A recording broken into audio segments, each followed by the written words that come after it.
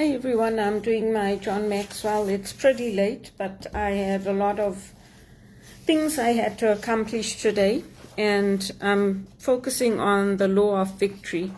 So with the law of victory, John Maxwell gives us good examples of how Winston Churchill won the war. When there was the war against Hitler, they wouldn't accept any defeat. They knew that they had to win that war, otherwise the world would be lost. And so too with us, we have to have the mindset that we're not going to give up. We're going to do whatever it takes, and we are going to succeed. We are going to adjust. We are going to be successful on our teams. And we can achieve it with coaching, with guidance, with upgrading our skills. We can achieve it. You'll often hear in sports people saying, this is the last dance. And if you don't know the inside and out of sport, you'll be like, what are they talking about?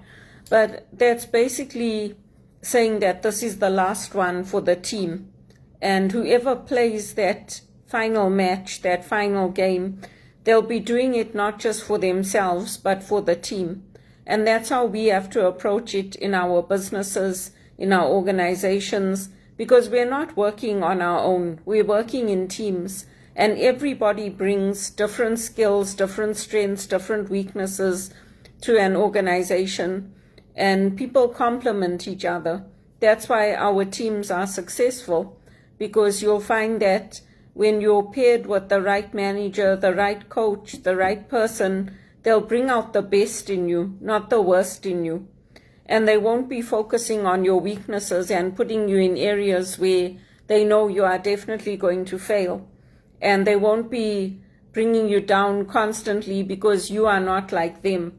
They'll focus on where you're doing well, and they'll try to continue to help you to build in that area. For many of us who grew up in Rhodesia, in Zimbabwe, we didn't have any choice in the things we wanted to do and in what we wanted to accomplish. And it's the same here in Canada. Many of us are facing situations where the relationship management roles in HR, they're given to the whites because they want people who come from the same background as them, who think like them. Things have changed slowly over time in Canada, but everybody was shocked, like when Bharat Masrani got appointed to the CEO position at TD. People were shocked because those positions are held by the whites in Canada. They're not held usually by visible minorities, whether they're men or they're women. And coming here from England, that was a big culture shock for me because there were very few non-whites in managerial positions, and I was shocked. But things change over time, so we can't give up. We have to keep persevering, and we have to keep focused on our goals. And also the good thing about life and about society is that change is always happening. And 20 years ago, we didn't have the chats, we didn't have emails, we didn't have a lot of things that we have now. So as technology takes over, there'll be new opportunities opening up. There'll be new fields. There'll be new ways to get things done. And we can focus our talents on that, and we can try to move in that direction and to grow with the changes that are coming. Industries always change, and things always change. Like they always get better over time. And with Winston Churchill, he knew that they had to win that war. There was no other way. And it's the same thing now with what Donald Trump is doing. He's saying that if you don't crack down on the drug cartels and you don't bring in people legally through immigration, then we are going to put these tariffs in place. And he's right to do it because those are right values to have. Those are good values to have. Why should he support like drug cartels and all of that? And it's good because he'll crack down on what's happening with the banks, with TD and places like that. He'll crack down on illegal migrants, and it's fair. It's right. Because when I came to Canada, I didn't come here illegally. I came here legally. I had the points, I had the education, I saved up what little money I could. And then I came here, I stayed with my sister, I invested that money in my education. Nobody helped me. Nobody helped me to get started. Nobody was there for us. It was just me, my sister, my brother-in-law, and the children. So it was very, very hard for me, especially. And you have to figure things out. You have to get to know the systems. You have to find out things on your own. There's a lot more support now compared to when I came in, with the mentoring that's available to new immigrants, which is good. There's a lot of job shadowing that takes place, a lot of internships. So things are getting better. And if Canada doesn't want to adjust to that, and they don't want to crack down on the drug cartels, and they want to keep supporting illegal immigration and all that kind of thing, then he's right to do it. Because it's not right what's happening in our world, and it needs to change.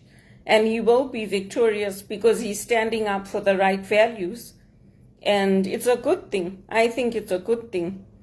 So we can remember that with our last dance.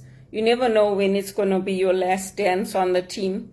We all go through, I've been through so many contracts where you're going to work, you think everything's going to be okay, and then management calls you in and says, sorry, we lost our client and there's no more jobs available.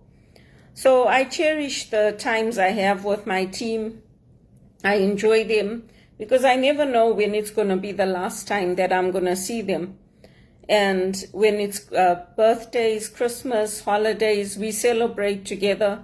For my birthday, I usually take a cake into work, or I'll take Timbits or something like that. I wasn't working this year, so I took Timbits to my local branch, my TD branch, to say it's my birthday and I just wanted to share something small with you. So there's things we can do. We can encourage each other that way. We can build relationships in our communities, get to know the people. The people at my branch will know me, and I talk to them, and they talk to me. So there's different ways to approach things.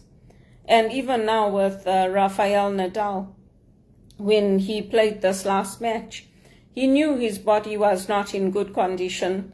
And you could see it with the way he was playing. I was even saying, I wonder if he's going to play, because he wasn't playing as well as he did in the past when I watched the live practice. But he played and he had some excellent points. And that's why they called it Last Dance, because it was for the team. It was a way for him to say goodbye to the team and to the fans and to make that impact. And it's not just about being a good person on the court. We see it on the court. We see it on the playing field, because there's no preparation that we can see. Sometimes they do share it, like they shared it with his practice now for this last match. But most times we don't get to see all the practice they do, all the situations they get put into, all the training that they do. We only see them on the court. So it's about being a good person on the court as well as off it, because the things that happen do come out somehow, some way. They do come out. And when people hurt us and they, sue us and they accuse us of all kinds of things like defamation, it only comes back on them in the end. Because I've had it happen to me with Credit Suisse. And I was trying to help them. I was trying to get my references. They wouldn't give it. Why? They said it's not our policy. So why did they offer it then? But that's what happens. It's the same thing now with South Africa. Everybody was criticizing, saying, oh, they're third world, they can't do anything. Look at the country, it's going down. They're fixing the electricity problem that they had. They're slowly trying to turn things round.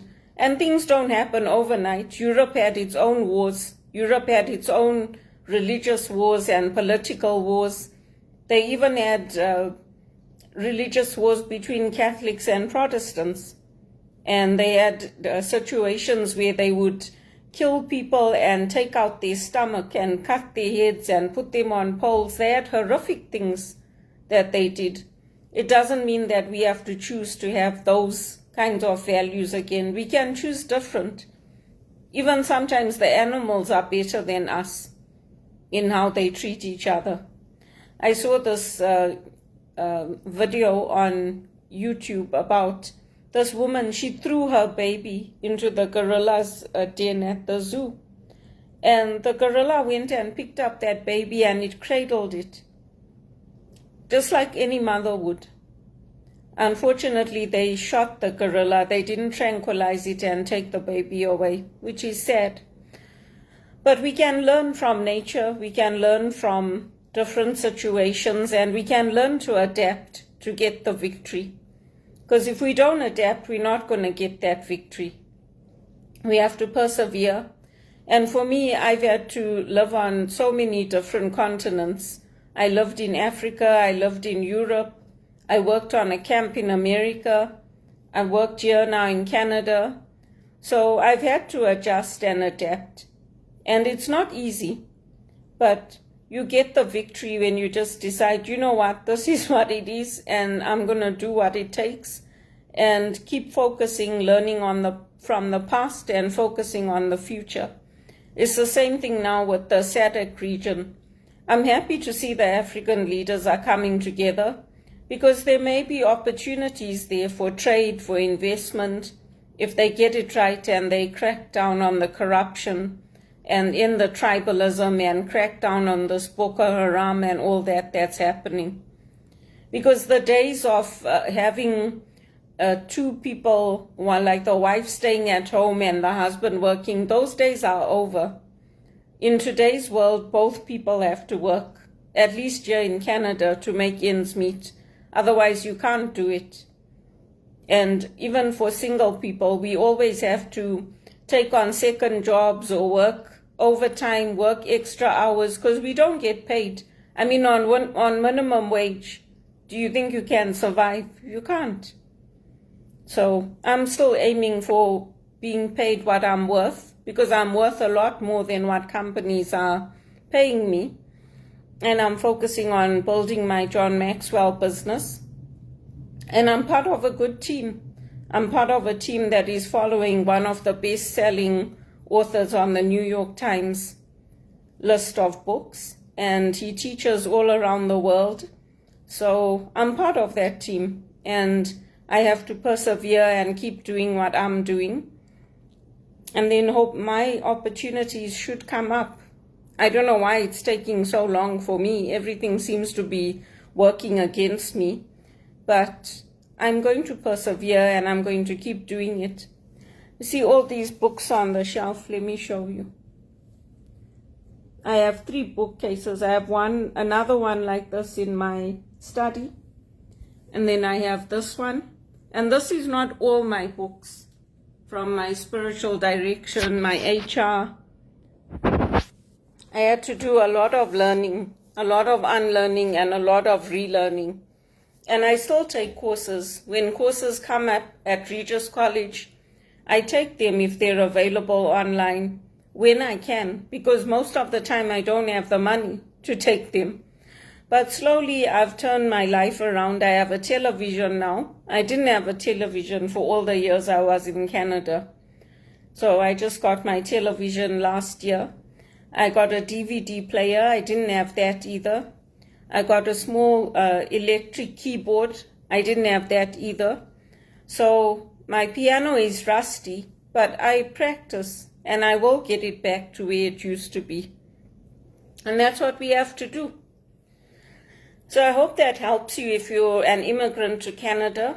And let's support Trump. Let's support the values he's bringing in. And if Canada gets it right, then there won't be those tariffs in place.